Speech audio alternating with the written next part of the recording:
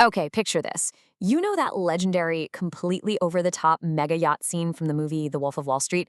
It's this iconic piece of cinema, right? Celebrating a guy who stole money from everyday, ordinary people to fund a life of just absolute, unhinged luxury.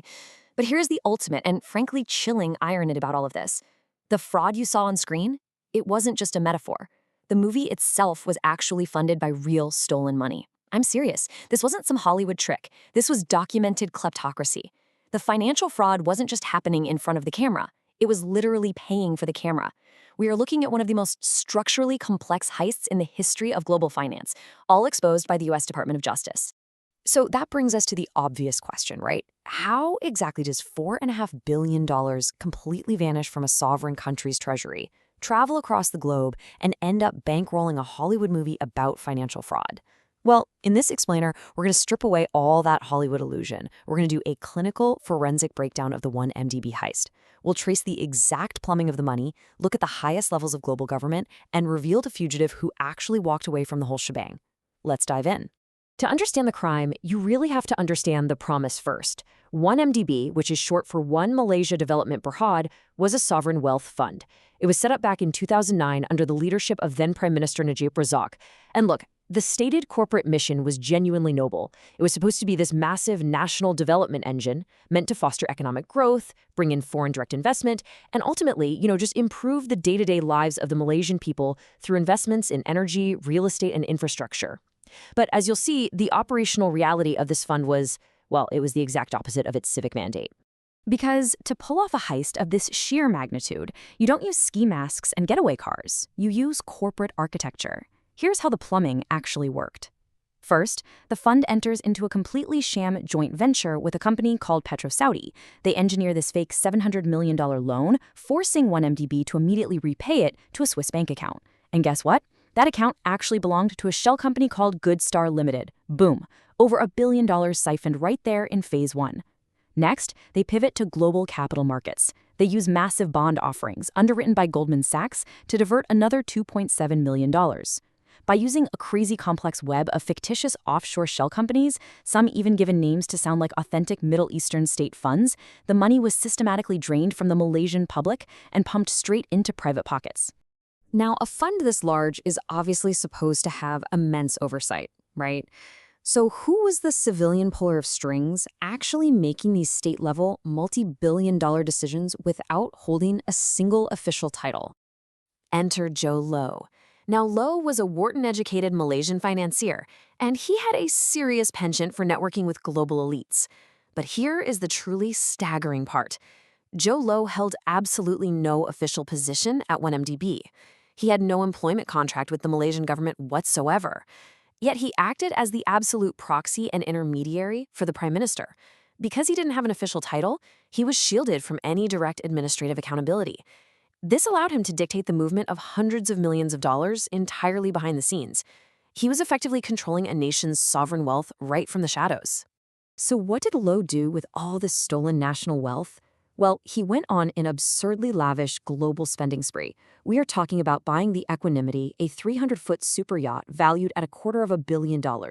He bought a $57.5 million Claude Monet painting.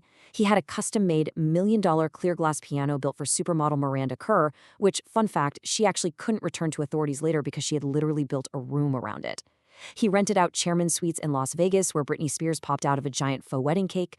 But perhaps most notably, he fully financed Red Granite Pictures. That's the production company that used the siphoned money to bankroll The Wolf of Wall Street. Again, this is not just pop culture trivia. This was an active asset laundering vessel designed to clean stolen public money straight through Hollywood. And we really need to pause on this staggering figure. $4.5 billion. That is the total amount the U.S. Department of Justice found was diverted globally from the 1MDB fund. Just let the absolute weight of that number sit with you for a second.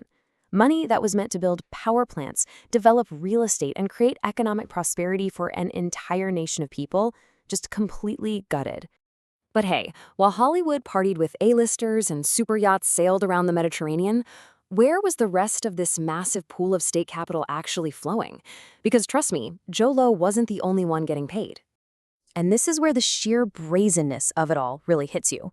Back in 2015, investigative reporters at the Wall Street Journal dropped an absolute bombshell. They traced the financial plumbing and found a staggering $681 million sitting directly in the personal bank accounts of none other than Malaysia's Prime Minister, Najib Razak.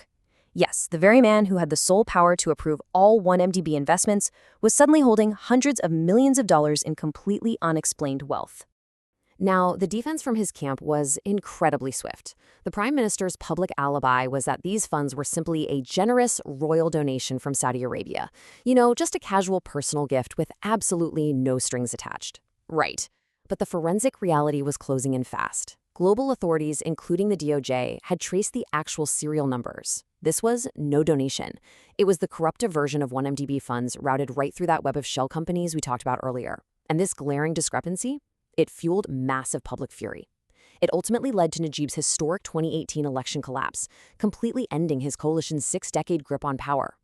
And the fallout from that was monumental. We're talking about a sitting head of state systematically stripped of his power, put on trial, and convicted.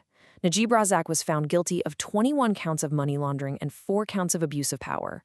His sentence? 15 years in a prison cell, accompanied by a crushing $2.8 billion fine.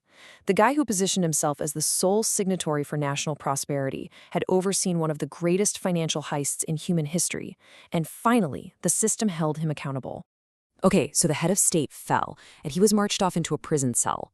But what about the legendary Wall Street firm that actually issued the bonds? Because you have to remember, the global financial system was a very necessary partner in moving billions of dollars out of Malaysia. Let's move over to the enablers for a minute. Meet Tim Leissner and Roger Nang. These guys were elite investment bankers for Goldman Sachs. They spearheaded 3 major bond drops between 2012 and 2013, raising $6.5 billion for 1MDB. But here's the catch. They bypassed traditional, fully marketed sovereign debt channels entirely. Instead, they used private placements. And doing it this way allowed Goldman Sachs to secure approximately $600 million in fees. To put that into perspective, that is over 200 times the standard rate for sovereign debt issuances. They literally collected a king's ransom simply for opening the door to the global financial system. And honestly, this brilliantly illustrates the sheer institutional failure at play here. Believe it or not, the internal compliance groups at Goldman Sachs, their business intelligence group, actually did their job. They flagged Jho Low multiple times. He was formally rejected as a client because the origin of his wealth was completely unverifiable, which is a massive red flag in banking. Yet, the executives who were chasing those astronomical fees, they completely ignored the alarms. They knew Low was the real operator behind 1MDB, and they chose to coordinate closely with him anyway, totally circumventing their own bank's internal accounting controls just to keep the mega deal alive. But as we know, the bill always eventually comes due. For their role in underwriting these fraudulent bonds and violating anti-corruption laws, Goldman Sachs faced a massive reckoning. They had to agree to pay a record penalty to global regulators to resolve the probes into their complicity. The ultimate price tag for turning a blind eye? $2.9 billion. A historic criminal settlement penalty that sent absolute shockwaves straight through Wall Street. So let's take a look at where we stand right now. The bank paid billions in fines. The Prime Minister fell from power and is locked away in a prison cell. Wall Street executives pleaded guilty or became convicted felons. But wait, where is the mastermind right now? What exactly happened to the civilian who orchestrated this entire thing? Well, Jho Low practically vanished into the shadows.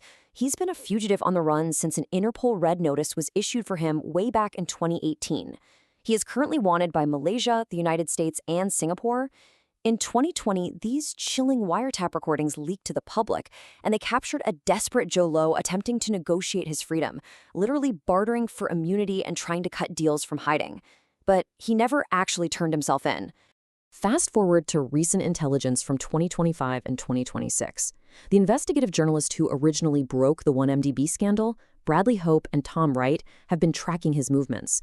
And according to their sources, the mastermind is allegedly living in an ultra-exclusive neighborhood called Green Hills over in Shanghai, China. He's reportedly living under a forged Australian passport bearing the Greek name Konstantinos Achilles Ventches. So, far from sitting in a prison cell, he is reportedly protected, living basically as a phantom asset for a global superpower in a luxury mansion and utterly untouchable by international authorities. Which ultimately leaves us with this final, truly chilling balance sheet. Prime Minister Najib Razak, jailed for 15+ years. Tim Leissner, a convicted felon facing forfeiture and deportation. Goldman Sachs, punished with a $2.9 billion fine. The nation of Malaysia left buried under billions of dollars of sovereign debt. And yet, Jho Low, the architect, the orchestrator, the guy who used a country's public treasury to buy superyachts and bankroll Hollywood's favorite movie about financial fraud, he wakes up every single day in a luxury mansion in Shanghai under a dead man's name, entirely untouchable. It really forces us to ask, in the world of high-stakes global finance, does justice really catch everyone, or just the ones who don't run fast enough?